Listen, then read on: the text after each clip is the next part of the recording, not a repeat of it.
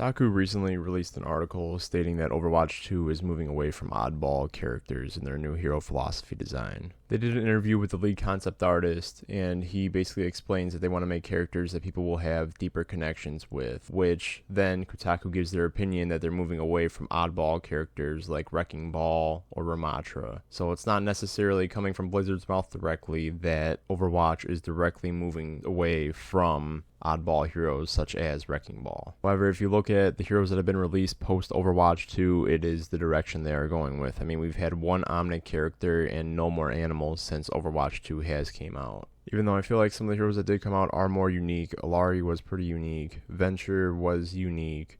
They are still coming out with unique heroes, but then we have someone like Juno, who's a Martian and alien. They could have done something really cool with that. She's from a lunar colony on Mars, and for some reason, she's just a human female. They could have made her another animal, similar to Wrecking Ball and Winston, who were on the lunar colony on the moon, but instead they just make her a human. The concept artist says, "We will always approach making Overwatch heroes aspirational in some sense. They're aspirational in their physique, in their expertise at what they do, and just being really cool heroes that we could look up to." He also says there's some exciting stuff down the road in regard to what he said, and then they will sprinkle into the roster between these more aspirational heroes. So it's not completely dead. We're not just going to get human heroes for the rest of the time. We are still going to get animals. It's just been a while. It's probably going to be like maybe one every 5 heroes, if even. But I feel like this issue has been completely blown out of proportion. If you've seen on Twitter, if you've seen on Reddit, where people are like, oddballs is what makes Overwatch unique. I feel like a lot of people just read the headline. The headline is misleading because it would make it seem like the interviewers came out and said we're moving away from animals, we're moving away from Omnics. That's not the case at all. That's not what the hero designers said. You could look at the history,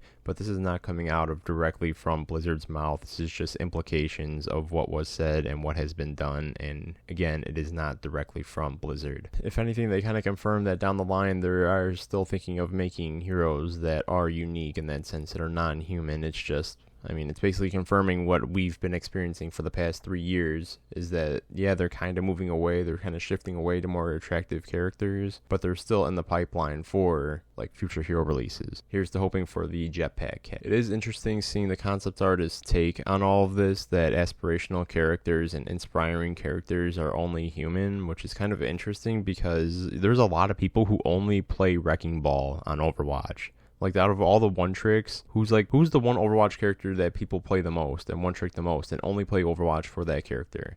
I know there's people that are really heavy on Genji. There's people that are really heavy on Wrecking Ball. Those are like the two primary characters that you see people just play Overwatch simply because of those two characters. Hell, even Ramatra's up there. Part of me also wondered for a bit if they meant like gameplay wise too, since Wrecking Ball is, I mean, he's an oddball in the sense that he's a hamster in a ball, and just how unique his gameplay is. So I wonder if that had something to do with the comments also made, but then again, he's only a concept artist. I guess he would have some involvement in the kit, or at least know what the kit's going to be so they could base the hero design off of that. Who knows? Maybe it is gameplay wise as well as just how they look in general. I'm not quite sure. Thinking about it more, it does make sense that it would be gameplay wise also, because like you sell a Wrecking Ball skin, you get a Wrecking Ball skin, right? You don't care about it because you don't play Ball. Ball is a very mechanically challenging character to play, and he's a hamster, so like he has nothing going for him to like sell more skins. And I think ultimately Overwatch 2, I mean, that's how it makes all its money, is selling skins, so it makes sense why they go for more safe choices for heroes. Then you have someone like Genji, who I feel like sells a lot of skins and his gameplay is also challenging, but I feel like you could get a base level knowledge with Genji more easily than you can with Wrecking Ball. You could get value out of Genji easier than you can Wrecking Ball, is what I'm trying to say. You look at characters like Alari, you look at characters like Juno, you look at characters like Lifeweaver, like Freeha. These are all characters that can easily sell skins compared to like an animal or an Omnic, and that's just like the case. I mean, look at how many skins Juno and Alari have gotten since they've launched. It is ridiculous. It is a lot of skins that they got, which means they're selling. Anyway, guys, do not take every article you see at face value. Actually read into it. Don't just give in to fear-mongering, to hatred. Look at what you're actually reading. This goes for any aspects. Anything you see on the internet. You see an article, it's like, we're all going to die next year. And then it's like, we're all going to die next year if the earth explodes. It's like, we're not all actually going to die next year. Just read the articles that you're actually seeing the headlines for before you get angry, before you make a comment about it. This issue has been overblown on Reddit, on Twitter. It's been known for years that Overwatch hasn't really made an Omnic character if you just like look at the game. But please do the due diligence of just looking at articles, reading the articles, and don't take everything at face value.